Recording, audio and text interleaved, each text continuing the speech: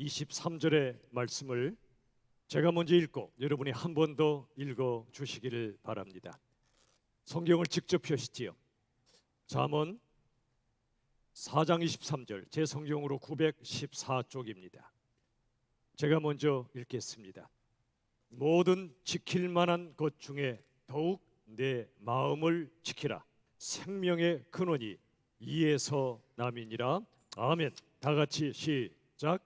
모든 지킬 만한 것 중에 더욱 내 마음을 지키라. 생명의 근원이 이에서 남이니라. 아멘. 지난주에는 몸으로 함께하는 것이 얼마나 중요한지를 나누었습니다. 오늘은 마음의 능력이라는 제목의 말씀을 같이 나누도록 하겠습니다. 여러분, 성경에 마음이란 단어가 1000번 이상 등장합니다. 그 정도로 중요하다는 뜻입니다. 마음이 뭐지요? 마음은 알고 또 느끼고 또 생각하고 결단하는 인간 내면의 어떤 중심을 말하지요. 로마서 8장에 보면 하나님은 우리 마음속 깊은 곳까지 아십니다. 마음의 동기를 다 아십니다. 그 마음을 살피십니다.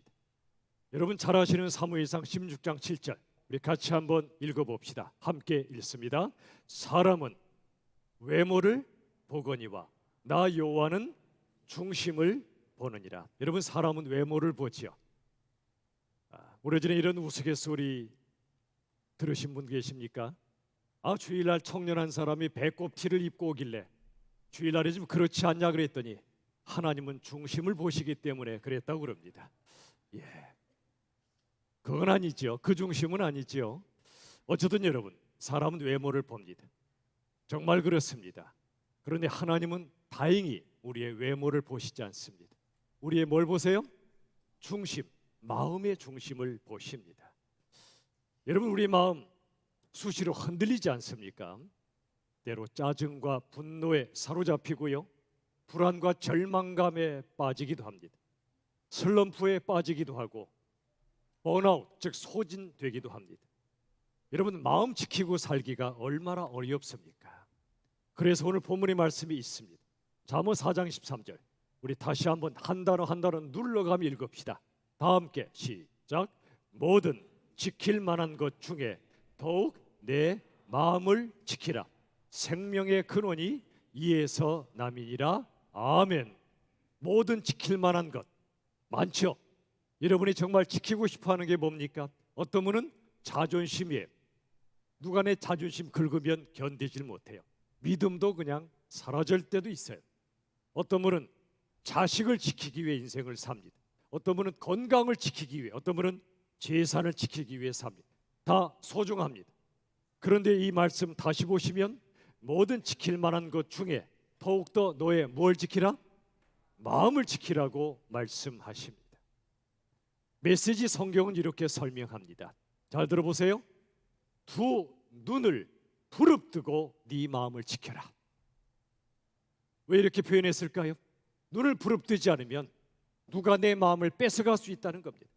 눈을 부릅뜨지 않으면 내 마음 지키기가 어렵다는 겁니다. 사람 때문에, 상황 때문에 말이죠. 그래서 오늘 말씀처럼 무릇 지킬 만한 것 중에 내 마음을 지키라. 그 다음 보세요. 23절 하반절에 생명의 근원이 이에서 남이니라. 무슨 뜻입니까? 생명의 근원, 그 뿌리에 마음이 있다는 겁니다. 즉 생명이 마음이 흘러나온다는 겁니다. 이 한강이 저 검룡소란 그 수원지에서 출발하여 여기까지 흘러오죠. 북한강, 남한강 두 개가 만나서 두물머리 양평의 아름다운 곳도 있지만 뿌리가 검룡소입니다. 여러분, 생명의 뿌리가 바로 마음이라는 겁니다. 마음에서 생명이 흘러나온다는 겁니다. 내 마음이 죽어버리면 그 삶의 생명력이 사라져버립니다. 그러므로 두 눈 부릅뜨고 마음을 지키라고 말씀합니다. 또 왜 마음을 지키라 말씀하셨을까요? 우리 마음의 실상을 알아야 되기 때문에 그렇습니다. 예레미야서 17장 9절 보시면 만물보다 거짓되고 심히 부패한 것이 뭐라? 마음이라. 사람의 마음이에요. 만물보다 거짓되고 부패했대요.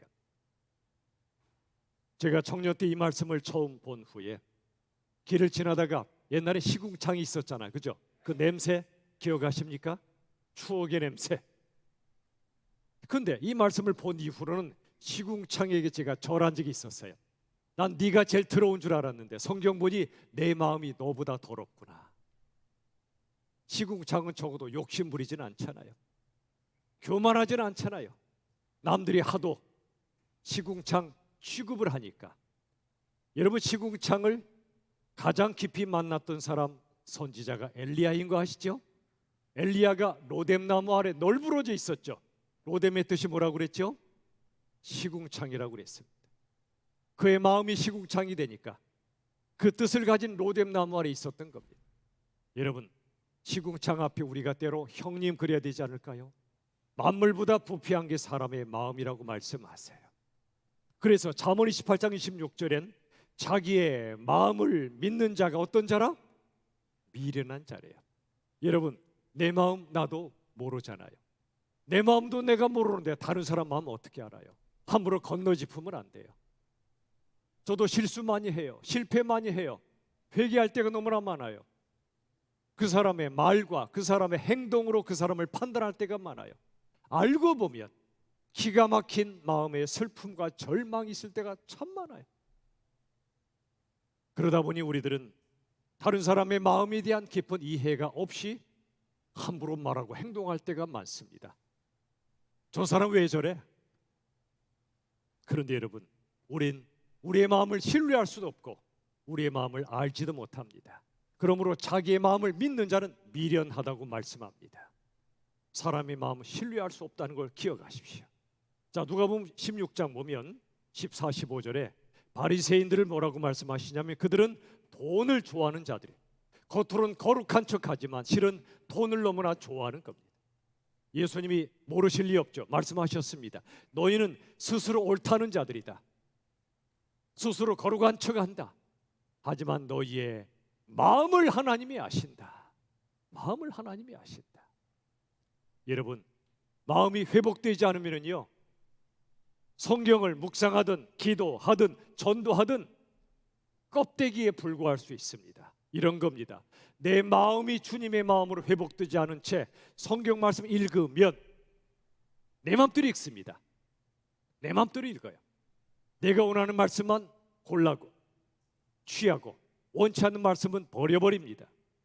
내 입맛에 맞는 말씀만 읽습니다. 내 마음대로 읽어요. 그럼 하나님의 뜻을 발견할 수가 없습니다. 기도도 마찬가지예요.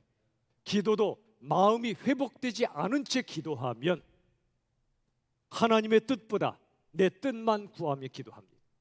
본래 진짜 기도는, 마음이 회복된 자의 기도는 내 뜻을 꺾고 내 뜻을 하나님의 뜻에 맞추는 게 기도인데 그러기 쉽지 않잖아요. 마음이 회복되지 않으니까 내 뜻만 이루어달라고 하나님께 떼씁니다. 내 뜻을 이루어주지 않으시면 하나님 앞에 불평과 원망을 드러놓습니다. 이게 마음이 회복되지 않은 사람의 기도입니다. 전도도 마찬가지예요. 그들이 압니다. 우리가 정말 마음을 담아 예수님을 전하는지, 정말 이 복음이 생명임을 그 마음속에 담고 전하는지 그들이 알아요. 마음으로 하지 않는 전도는 능력이 없습니다. 여러분, 이처럼 말씀도 귀하고 기도도 귀하고 전도도 귀하지만 가장 먼저 회복될 게 뭐라고요? 마음이란 말이에요. 마음. 한 분이 계셨다고 그래요. 교회를 열심히 다닙니다. 그런데 어느 날 누군가에게 사기를 당해요.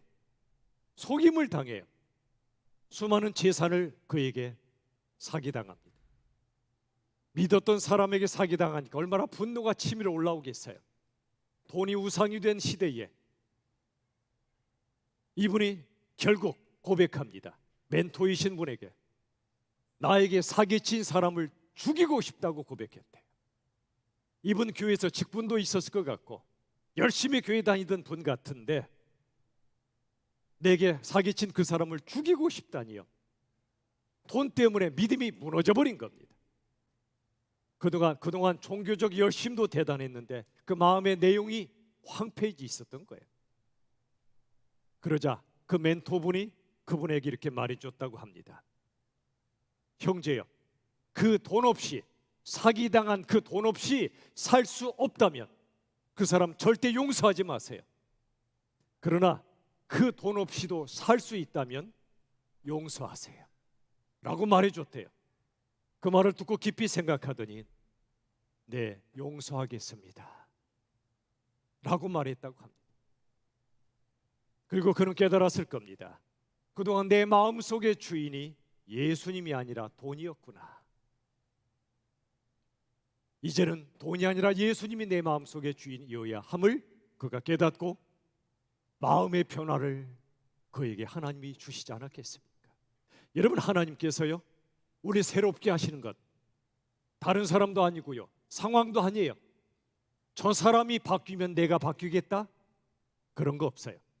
상황이 바뀌면 나도 바뀌겠다? 그건 거짓말이에요. 내가 바뀌어야 다른 사람이 바뀌고 상황도 바뀌는 거예요. 하나님의 관심은 당장 우리의 상황을 바꾸시기보다 바로 나를 바꾸기를 원하세요. 하나님이 우리를 새롭게 하시는 출발점이 바로 마음이란 말입니다. 그래서 로마서 12장 2절 말씀이 나와요. 너희는 오직 무엇을 새롭게 함으로? 마음을 새롭게 함으로. 뭘 받아? 변화를 받아. 자, 다시 보세요. 로마서 12장 2절. 너희는 오직 마음을 새롭게 함으로 변화를 받으라. 변화의 출발점이 뭐라고요? 마음이란 말이에요. 그렇다면 언제 마음의 변화가 일어날까요? 내 결심으로만 안 됩니다. 결심은 소중하지만 결심 이전에 하나님의 말씀의 빛이 내 안에 비추어져야 합니다. 여러분, 내가 힘들었다가도 절망했다가도 누군가의 말 한마디에 힘을 얻을 때가 있잖아요. 하물며 하나님의 말씀의 빛이 우리에게 비추어질 때 우리들은 어둠 속에 있던 심령이 밝아지기 시작합니다. 캄캄했던 방에 스위치를 올리면 환하게 팟 하고 불이 켜지는 것처럼. 자, 고린도후서 4장 6절 같이 읽읍시다. 다 같이 시작.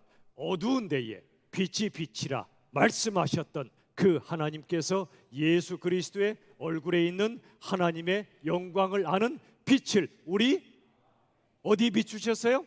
마음에. 자, 무엇을 비추셨나 다시 보세요. 어두운데 빛이 비치라, 빛이 있으라. 창세기 1장의 말씀이죠. 빛이 없었던 이 땅에 빛이 있으라 말씀하시니 그대로 되니라. 말씀으로 빛을 창조하셨습니다.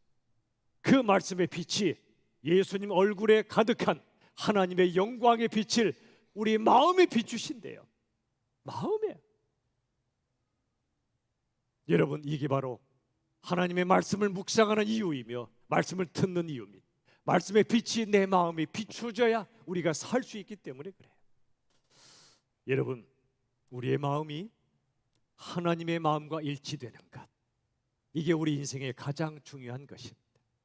성공도 아니고 우리가 그토록 바라는 행복도 아니에요. 인생에서 가장 중요한 건 우리의 마음이 하나님의 마음과 합치되는 겁니다. 한 사람 있었어. 그의 이름은 다윗입니다.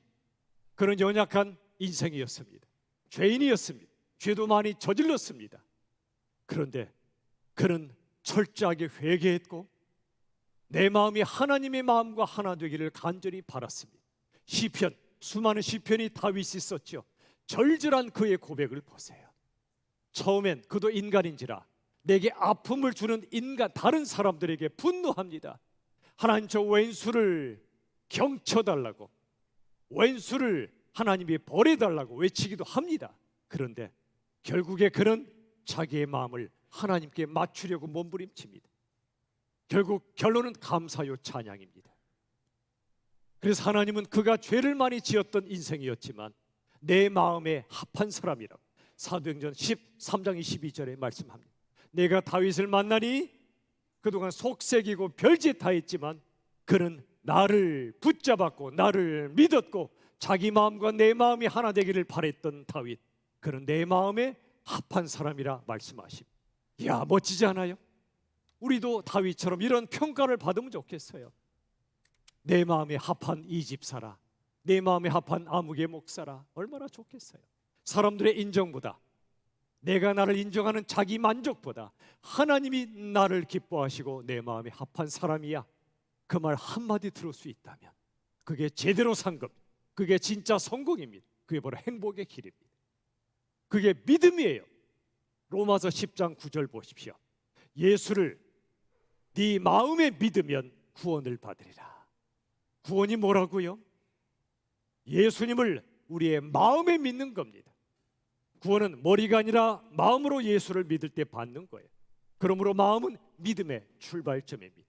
여러분, 하나님께서 우리에게 너를 말이야 이 천국에 들어오게 해야 할 이유가 뭐냐라고 물으시면 뭐라고 대답하실래요? 착합니다. 제가 이 정도면 착하지 않습니까? 제가 좋은 일도 꽤 했습니다. 저 사람보단 제가 낫지 않습니까? 어림도 없는 얘기입니다. 사람이 착해봤자 얼마나 착합니까?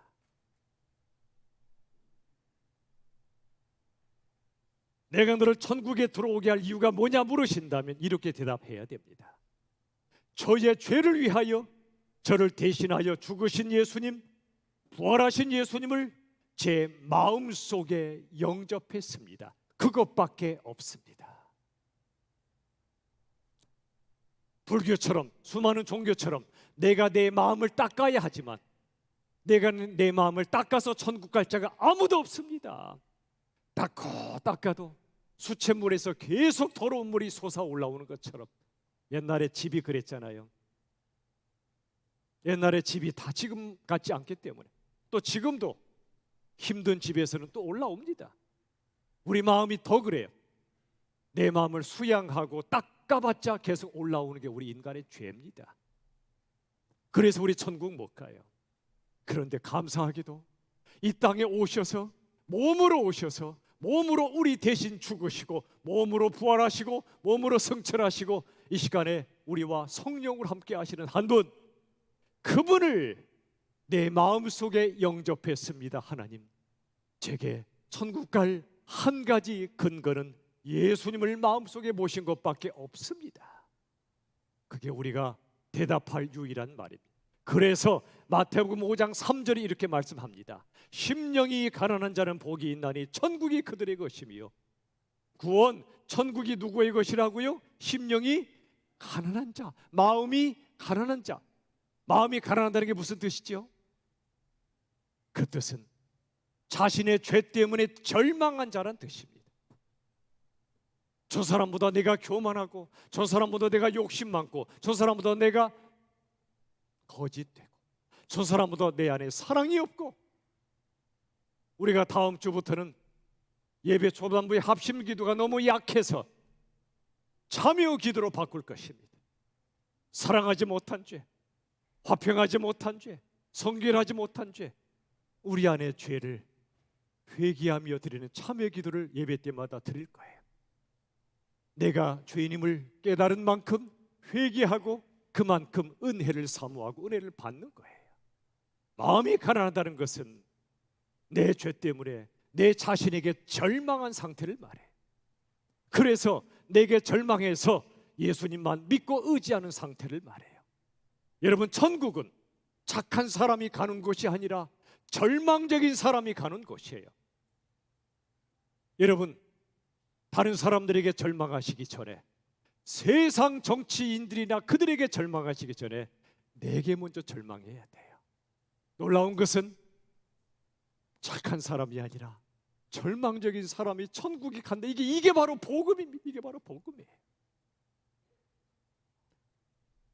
로마서 5장 8절, 우리가 아직 죄인 되었을 때, 아직도 죄인이에요. 아직도 교회도 꽤 다녔고 꽤 인생을 살았는데 아직도 죄인. 이게 바로 절망적 상태를 말합니다. 우리가 그런 상태에 있을 때 예수 그리스도께서 우리를 위하여, 절망적인 우리를 위하여, 우리를 대신하여 십자가에 죽으심으로 하나님께서 우리에 대한 자기의 사랑, 이게 하나님의 마음이에요. 하나님의 마음, 그 하나님의 마음, 사랑을 확증하셨어요. 하나님의 사랑은 결과로 확증되는 게 아니라 십자가로 확증되는 거예요. 하나님의 사랑은 내가 원하는 어떤 결과가 주어져야 확증되는 게 아니라 십자가로 이미 확증된 거예요. 우리들은 그렇게 말하죠. 하나님이 나를 사랑하신다면 내가 원하는 결과 좀 달라고 기도하지만 하나님은 이미 십자가에서 확증하셨다니까요. 그 마음을 알면, 그 마음에 내 마음이 합치되기를 기도하는 거예요. 하나님의 마음을 만날 수 있는 곳 십자가예요. 바로 그 순간, 십자가에서 하나님의 마음을 만난 그 순간 내 마음이 바뀌기 시작해요. 아직도 오래 예수 믿어도 기도할 때마다 하나님의 뜻보다 내 뜻을 외치는 기도보다, 오래 예수 믿었지만 여전히 어떤 결과로 하나님의 사랑을 확증받기 원하는 우리들이라면 다시 십자가로 갑시다. 하나님의 마음을 다시 만납시다. 나를 위하여 십자가에 죽을 이유가 없는 그분이 나를 위하여 죽으신 그분의 사랑, 그분의 마음을 만나면 나 자신에게 소망을 두던 자가 그 마음이 예수님께 소망을 둡니다. 내게 절망하지만 그게 오히려 예수님께 소망을 두게 됩니다. 여러분, 코로나 시대 중요한 것을 많은 사람들은 버티는 거란 말입니다. 맞아요. 인생은 버티는 겁니다. 그러나 코로나 시대 더 중요한 건 버티는 게 아니라 바꾸는 겁니다. 뭘부터 바꿔야 될까요? 내 마음이에요. 우리나라에서 제일 유명한 정신과 의사가 되자, 이런 목표로 살던 의사가 계셨대요. 꽤 목표를 이루었어요. 유명해졌어요. 근데 남들은 성공자란 말하지만 행복이 안 느껴진 거예요. 고민하고 고민 끝에 목표를 바꿨대요. 어떻게 바꿨을까요? 그렇구나, 이제 하루에 단 한 명이라도 위로해 주는 사람이 되자라고 바꿨어요. 제일 유명한 정신과 의사가 되자, 이런 목표로 살 때는 행복이 없었대. 그런데 한 명이라도 나 같은 자를 찾아오는 분이 계시다면 네가 위로해 주는 자가 되자. 그러자 삶이 행복해지기 시작하더래요. 목표를 바꿨다는 건 마음을 바꿨다는 얘기예요. 삶의 동기를 바꿨다는 얘기예요. 여러분, 의사도 많은 종류가 있다고 하는데 그 중에 최고의 명의로 치는 의사를 심의라고 말하죠. 마음 심자. 그저 돈 벌기 위해 의료행위 하는 것이 아니라, 내 실력을 발휘하기 위해 하는 것이 아니라, 고통당하는 그 사람 몸만이 아니라 마음까지 만져줄 줄 아는 심의, 그리고 마음으로 환자를 대하는 심의. 제가 자주 말씀드리지만 저는 경영자로 부름받지 않았습니다. 목자로 부름받았습니다. 근데 어느 날 보면 제가 경영자가 돼 있어요. 지난주 말씀처럼 교회가 로마화되면서 교회가 단체가 되고 조직이 되고 경영자가 필요해지기 시작했어요. 아니에요. 그건 교회의 본질 아니에요. 다행히 저는 경영자의 능력이 없어요. 목자로서도 제대로 못 살아서 괴로워요. 그렇지만 기도해요. 심의가 진정한 의사라면 심목이 되게 달라고, 마음으로 섬기는 목사가 되게 달라고. 잘 안 돼요. 참 괴롭고 죄송하고 그렇지만 제 마음의 목표는 심목이에요. 여러분, 하나님께서 코로나 시대 허락하신 첫 번째 뜻이 뭘까 생각해 봅니다. 우리의 마음을 회복하기 위함이 아닐까요? 예배 회복을 부르짖는데 진정한 예배 회복은 마음의 회복에서 시작되는 거예요. 예배는 종교의식이 아니에요. 우리의 마음이 실리지 않은 제물, 제사, 예배를 하나님은 물렸다고 말씀하세요. 말라기서 말씀이라 수많은 말씀을 통해 마음이 실리지 않은 예배, 그런 제물 가져오지 마라. 마음이 실리지 않은 헌금 원치 않는다. 하나님이 돈이 필요해서 우리에게 헌금 내라고 하시는 거 아니잖아요. 우리의 마음이 실려서 이 땅에 복음이 필요한 영혼들에게 복음이 전해지고 다음 세대가 살고 고통받는 영혼들에게 예수님의 사랑을 전하기 위해 우리가 헌금하고 교회를 일구고 우리가 섬기는 겁니다. 마음이 실리지 않은 예배 하나님이 원하지 않으세요. 어쩌면 그래서 코로나 때 이 예배당 문을 때로 닫도록 허락하시지 않았나 생각해요. 이제 다시 모여 예배하지만 하나님이 원하시는 건 마음이 드려지는 예배입니다. 고린도전서 14장 15절 보십시오. 내가 영으로 기도하고 또 마음으로 기도하며 내가 영으로 찬송하고 또 마음으로 찬송하리라. 저와 여러분은 입술로만 찬양합니까? 영과 마음으로 찬양합니까? 제가 자주 말씀드리지만 찬양 잘 못 부르셔도 괜찮아요. 그냥 스며드세요. 그냥 젖어드세요. 그냥 곡을 잘 모르겠거든요. 가사만 읊조려도 돼요. 한 가지, 제가 이제 찬양 중에 우리 손 들고 하자고 하지요. 그때도 손 안 드셔도 괜찮아요.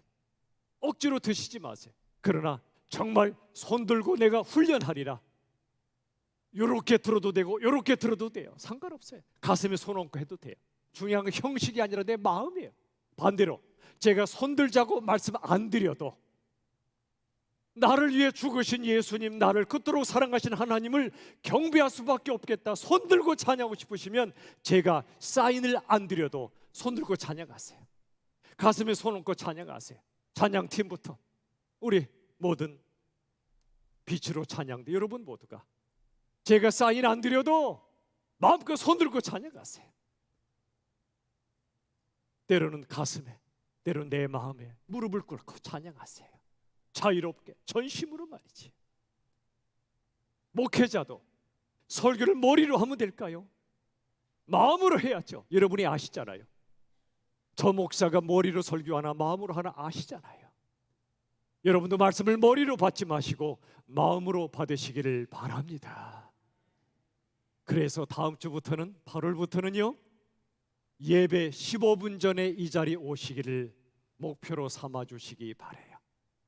옛날에 합신의 한 교수님 지금 돌아가셨는데 그분이 어느 날 얘기하시다가 이분은 다른 분과 약속하잖아요.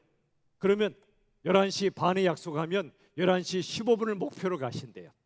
운전하시든 전철 타고 가시든 15분 전을 목표로 가신대. 그러면 심장이 튼튼해지더래. 막 시간이 쪽주서 가면 심장이 쫄깃해지는데 여유가 생긴대요. 길을 가며 구름이 흘러가는 것도 보시고 꽃 한 송이도 보고 사람들이 지나가는 것도 본대요. 그리고 상대방에게 내가 시간을 늦어서 그의 시간을 빼앗는 결례를 범하지도 않고 너무 좋더래요. 사람과의 약속도 그러하거늘 하물며 하나님과의 예배의 약속 우리가 헐레벌떡 달려오면 되겠습니까? 물론 예외는 있어요. 정말 불가피하게 늦을 수밖에 없는 분들이 계시더라고요. 한때 어느 선생님이 회개하셨어요. 반 학생이 매일 늦는 거예요. 매일 늦어요. 야단쳤대요.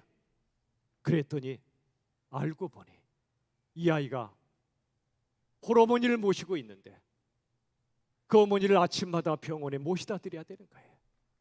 모시다 드리고 막 죽을 똥살똥 뛰어오는 거예요. 학교에. 근데 몰랐어요. 선생님이. 그 사실을 알게 되고 그의 손잡고 울면서 사과했다고 그래요. 그러므로 여러분 누가 예배 늦거든 뭔가 사정이 있을 것이다. 다른 사람 보지 마세요. 왜 저렇게 늦어요? 그러지 마세요. 우리 자신이 15분 전에 먼저 나와서 5분 동안 하나님 말씀 묵상합시다. 주보에 나오죠. 그날 설교 본문 아니 6일 전에 여러분에게 카톡으로 보내드리잖아요. 그리고 5분 동안 그날의 설교할 말씀을 먼저 묵상하십시오. 목사가 설교하기 전에 성령께서 설교하실 겁니다. 그리고 기도하십시오. 이 말씀을 붙잡고 승리할 수 있도록. 그리고 10분 전부터 찬양 우리 하잖아요. 이렇게 말씀, 묵상, 기도, 찬양으로 시작한 예배와 그저 그냥 텔레비는 나의 목자시니 이러다가 겨우겨우 주섬주섬 예배 오는 사람이 같을 수가 없어요. 달궈진 마음으로 주님을 예배해야죠. 달궈진 마음으로, 성령으로. 여러분 괜찮으시다면 15분 전에 미리 나오셔서 5분간 말씀 묵상하시고 10분간 찬양하고 정시에 사도신경을 드리지 않겠습니까? 마음이 준비되지 않은 자의 사도신경은 신경질 나는 사도신경이 될 수 있어요. 그러나 일찍 나와 예배를 준비하고 마음으로 주께 드리는 예배는 사도신경 하나하나가 내 마음에 감격이 될 겁니다. 지난 주일 오후에 신 목사님께서 사도신경과 말씀을 주셨잖아요.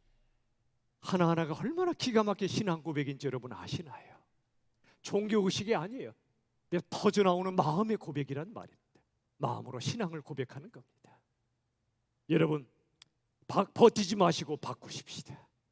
저부터 여러분 모두가 마음으로 주님께 예배합시다. 그래서 다음 주부터는 8월부터는 예배 중 성경 봉독 시간에 영상 안 띄우고 싶어요.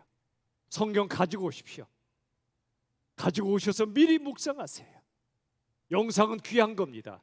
앞으로는 하이브리드 시대입니다. 자동차도 하이브리드 카가 있죠. 기름도 되고 전기도 되고. 좋아요. 이제는 온라인과 오프라인이 같이 가야 됩니다. 하이브리드 교회가 될 수밖에 없어요. 다 소중해. 그러나 영상에 너무 의존하지 마세요. 저도 잠시 안식을 주셔서 집이나 어디서 영상으로 드리니까 너무나 달라요. 너무나 달라요. 현장과 너무나 달라요. 제 스스로가 그래요. 그러므로 여러분, 하나님 앞에 정말 전심으로 예배하려면 영상 시대는 흘러가는 시대예요. 영상은 머무르기 힘들어요. 휙휙 지나가요. 그러면 묵상이 안 돼요.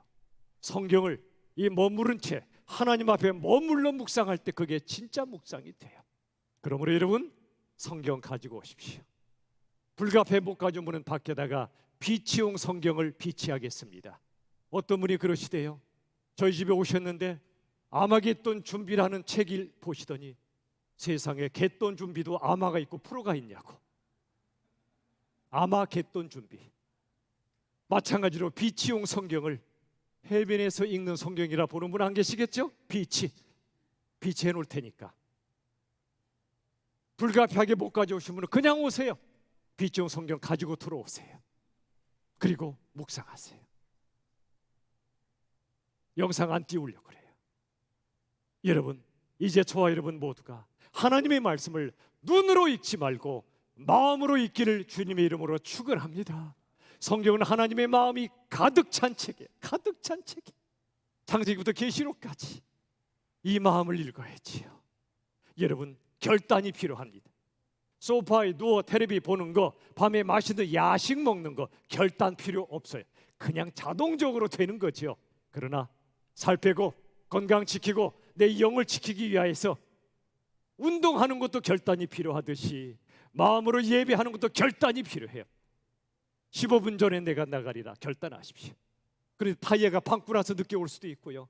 전철이 어려워져서 늦게 올 수도 괜찮아요. 늦게라도 달려오시되 우리의 마음의 목표를 15분 전에 두자고 결단하자고요.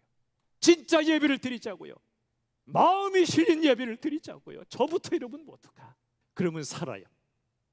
이 자리 많은 사람이 모이고 성공적 목회를 하고 이게 목표가 아니에요.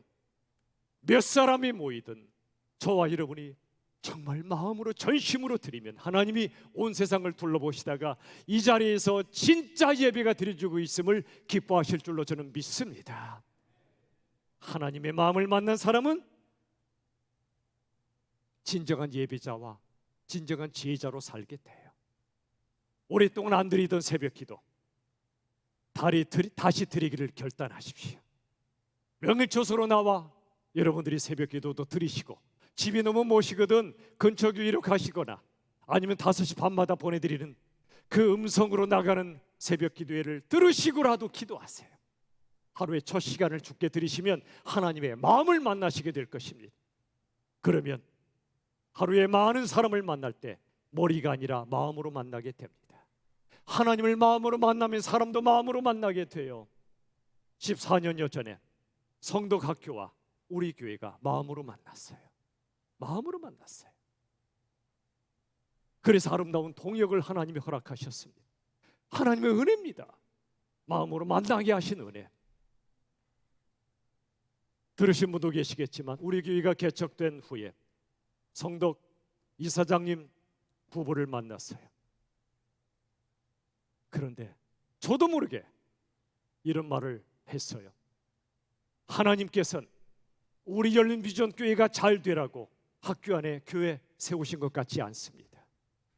성덕학교가 잘 되시라고 교회를 이 선교지 안에 세우신 것 같습니다.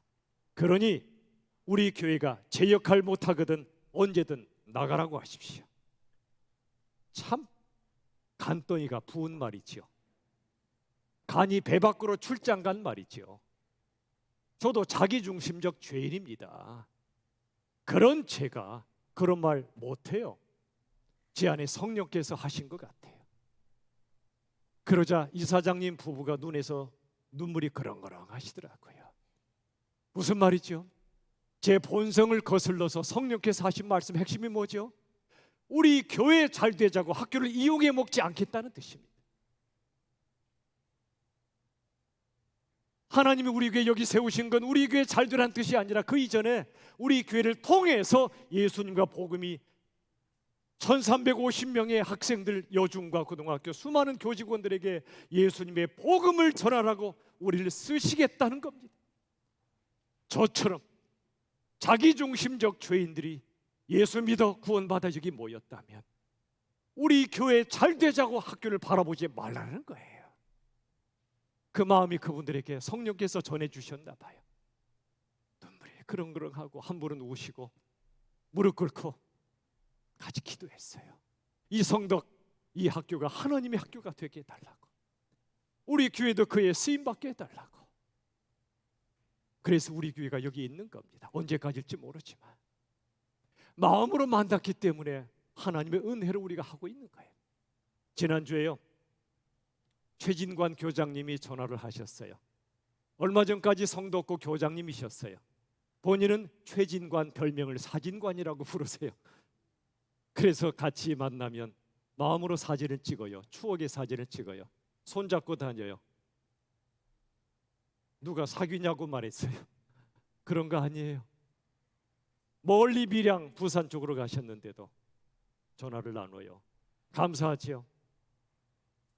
이분이 우리 교회 팻말도 없는 걸 아시고 강동구청이랑 협의해서 우리 정문 옆에 그 붙인 거 보신 분 계시죠?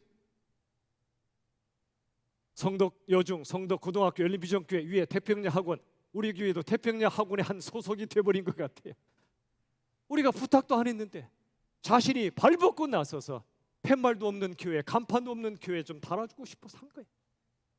머리로 만났으면 그런 거 못해요. 하나님께서 마음으로 만나게 하시니까 하는 거예요. 여러분, 일은 하는 게 아니에요. 일은 되는 거예요. 머리로 하면 일 안 돼요. 마음으로 하면 일이 돼요. 머리로 만나면 되는 일이 없어요. 잠깐 돼도 결국 무너져요.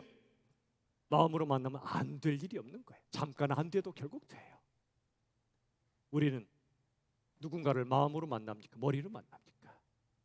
진정한 부흥은 마음의 부흥이에요. 마음에서 우러나오는 예배, 마음으로 나오는 말씀 묵상, 기도, 찬양, 그리고 만남, 그리고 사랑, 그리고 전도와 선교까지. 그래서 교회는 경영단체가 되면 안 되는 거예요.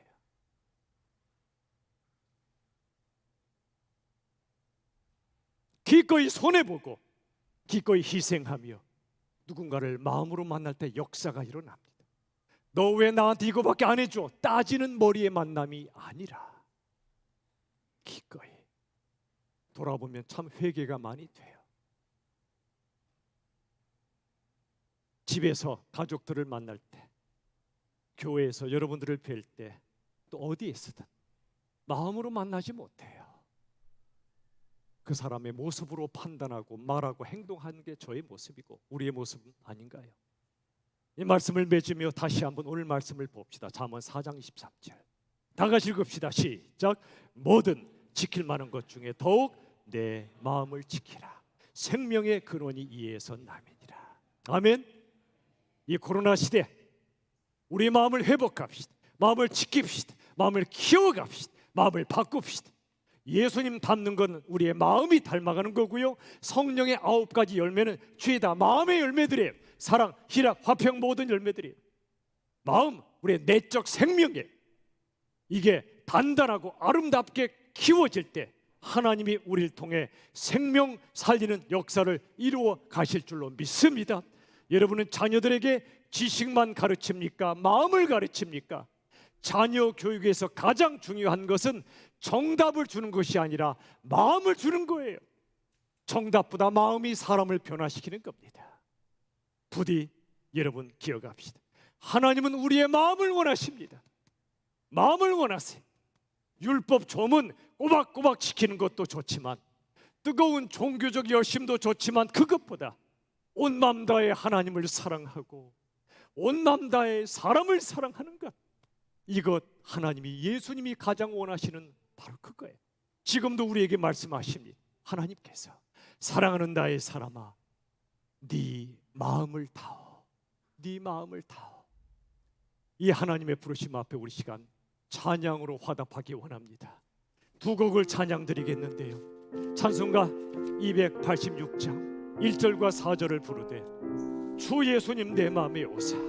우리 시간에 마음을 다해 찬양합시다.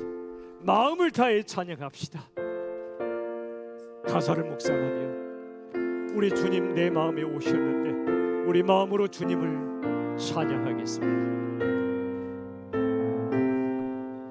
주 예수님, 주 예수님 내 마음에 오사 날 붙들어 주시고 내 마음에 새 힘을 주, 절망 중에도 늘 기쁘게 하소서. 우리 주님은 십자가 사랑의 주입니다. 사랑의 주, 내 마음속에 찾아오사. 내 마음속에 찾아오. 내 모든 죄 사시고 내 모든 죄 사. 내 상한 마음 고치소서. 내 상한 마음 고치소서. 4절 주 예수 내 마음에 오사. 주 예수님 내 마음에 오. 내 길 인도하시고 내 길 인도하시고 주 성령을 내 마음에 채워. 주 성령을 내 마음에 채워 늘 충만케 하소서. 충만케 하소서. 사랑의 주, 사랑의 주, 사랑의 주, 내 마음속에 찾아오사. 내 모든 죄 사. 내 상한 마음 고치소서. 상한 마음 고치소서. 여러분, 믿음이 뭐라고 그랬습니까? 믿음은 내 마음이 아버지 하나님 마음에 합치되는 거라고 그랬습니다. 우리 시간 찬양할 때 아버지 당신의 마음이 있는 곳에 나의 마음이 있기를 원합니다. 간절히 바라며 찬양합시다. 아버지 당신의 마음이 있는 나의 마음이 있기를 원해요. 나의 마음이 있기를 원해요. 아버지 당신의 눈물이 고인 곳에.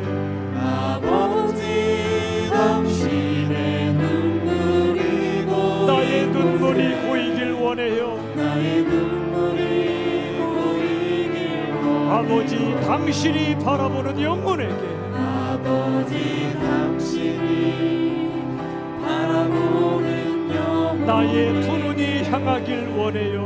나의 두 눈이 향하길 원해요. 아버지 당신이 울고 있는 어두운 땅에. 아버지 당신이 울고 있는 어두운 나의 두 발이 향하길 원해요.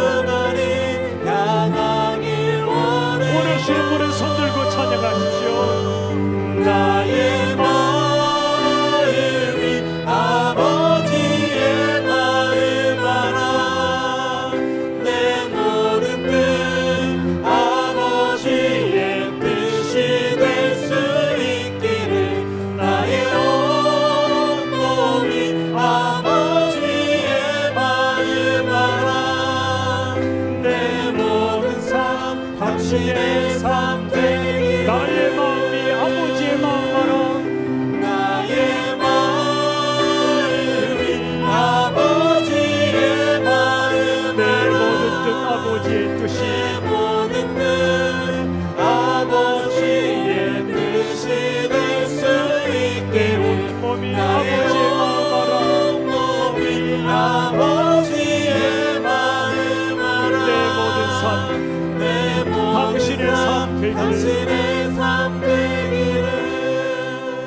우리 시간에 오늘 메시지를 잠깐 묵상하며 그리고 기도하길 원합니다. 가장 먼저 바꿀 것은 우리의 마음이에요. 하나님의 말씀이 비춰질 때 마음의 변화가 일어나요. 그리고 하나님은 무엇보다 우리의 마음을 원하세요. 마음. 이제 우리가 결단의 기도를 합시다. 예배를 드리는 것, 사람을 만나는 것, 모든 것 하나님과 사람에게 내 마음을 드리는 그런 진짜 백의 삶을 살게 해달라. 우리 시간에 간절히 합심하여 기도합시다. 살아계신 아버지 하나님, 아버지 하나님 인도하여 주시옵소서. 우리가 예배를 드려도 하나님 앞에 마음을 드리며 예배하게 하여 주시옵소서. 우리 주님을 사랑할 때 우리에게 전부를 주신 아버지 하나님 예수님을 마음 다해 사랑하며 예배하게 하여 주시옵소서. 말씀을 전해도 기도를 드려도 찬양을 드려도 사랑을 사랑해도 내 마음을 다하여 드리게 하여 주시옵소서. 마음에 복 있게 하여 주시옵소서. 마음에 예배가 드려지게 하시고 예배에 복 있게 하여 주옵소서. 아버지 하나님 긍휼을 베풀어 주시고 우리 모두가 아버지 하나님 앞에 진정으로 마음을 드리게 하시고 오직 우리 주 하나님을 바라보며 오직 우리의 마음이 전심으로 드려지는 진정한 우리의 삶이 되게 하여 주옵소서. 누군가를 만나도 마음으로 만나게 하여 주옵소서. 오직 주님의 마음으로 만나게 하여 주옵소서. 인도하여 주시옵소서. 아버지여 긍휼을 베풀어 주옵소서. 아버지 하나님